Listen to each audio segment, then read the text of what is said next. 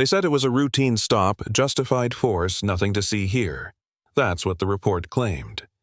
But the video, shaky and imperfect, showed my father face down on cold asphalt, blood on his lip, breath coming in short, panicked gasps because he did the one thing he'd always done his whole life. He stepped in when someone smaller was being cornered. That's how my story with the city really began, not with sirens or speeches, but with my phone lighting up in the dark and a voice saying, "They put your dad in the ICU. You should come now." I hadn't been home in almost 7 years. I told myself it was distance space healing, but if I'm being honest, it was running. Running from guilt, from memories, from a version of myself I didn't recognize anymore. I built a quiet life in places where nobody knew me, where silence felt safer than questions. Then I walked into Mercy General Hospital and saw my father, Samuel Reed, the man who taught me how to stand straight and speak softly, hooked up to machines like he was some kind of problem to be managed. I just stood there for a second because if I sat down I knew something inside me would crack, and once it did I wasn't sure I could put it back together. The doctor explained the injuries, broken ribs, concussion, internal bruising. He talked in that calm, careful voice doctors use when they don't want to admit how close things came.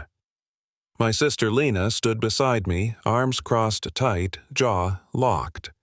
She hadn't called me in years unless it was unavoidable. This was unavoidable. "They say he interfered," she said flatly, "that he got aggressive." I almost laughed. My dad couldn't get aggressive with a lawn chair. The official footage on the news didn't help. It started late cut, early framed him as the problem. But nurses talk. Orderlies talk. Someone slipped me a flash drive and said, "This isn't the whole thing." When I watched it alone in my car windows, fogged up engine idling, I felt something old and dangerous wake up. It showed my father calmly asking officers why a teenage kid was being searched. His hands open, his voice steady, then the shove, the sudden explosion of force. No warning, no threat, just power being flexed because it could be. I went back to the neighborhood the next morning, or what used to be our neighborhood. New buildings, new signs, old faces missing. Progress had moved in, and it didn't ask permission. People recognized me anyway. They remembered my dad. They remembered how he stayed when others sold, how he ran food drives out of the old rec center, how he knew every kid's name. And quietly, carefully, they told me things. Stops that turned ugly. Inspections that came out of nowhere. Pressure to sell followed by trouble when people said no. Patterns don't scream, they whisper, and you only hear them if you're listening. Lena had already been listening. She's a public interest lawyer, stubborn in a way that scares powerful people. She laid out complaints filed against the same officers, all dismissed. Developers with different company names, but the same investors. "This isn't random," she said. "They're clearing space."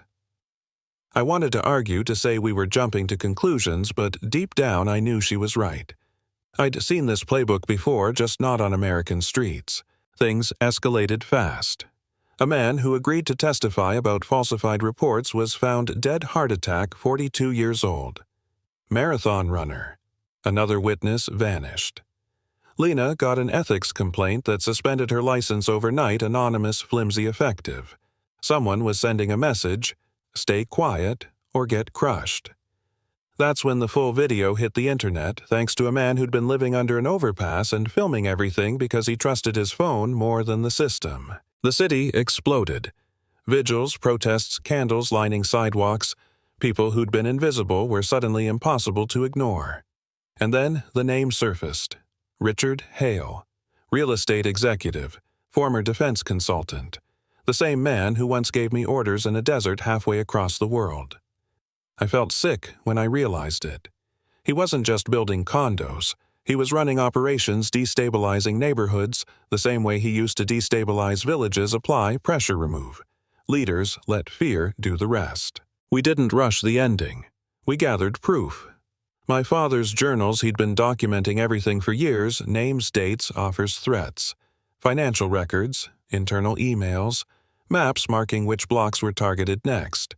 We prepared a broadcast and released it everywhere at once. No filters, no spin. They tried to cut the power. They tried to discredit us. When that failed, they came for me. I won't get into details.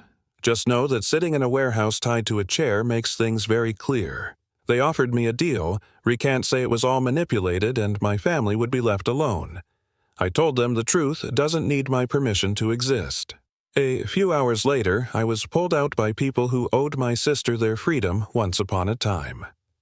Funny how that works. Federal raids followed. Arrests.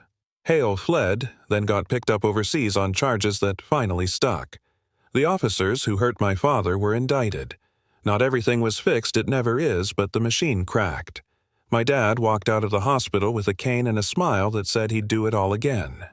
The old rec center is being rebuilt now, not into luxury, anything but into something the neighborhood actually asked for. Sometimes I sit with him on the steps at sunset, watching kids play where nothing used to be but concrete and fear. He looks at me and says, "You came back." I tell him, "You gave me something worth coming back to. So here's my question to you. When you see someone being pushed, ignored, written off, do you look away or do you step in knowing it might cost you?" Drop your thoughts. Below, argue if you want, share what you've seen. And if stories like this matter to you, make sure you stay for the next one because silence is exactly what they count on.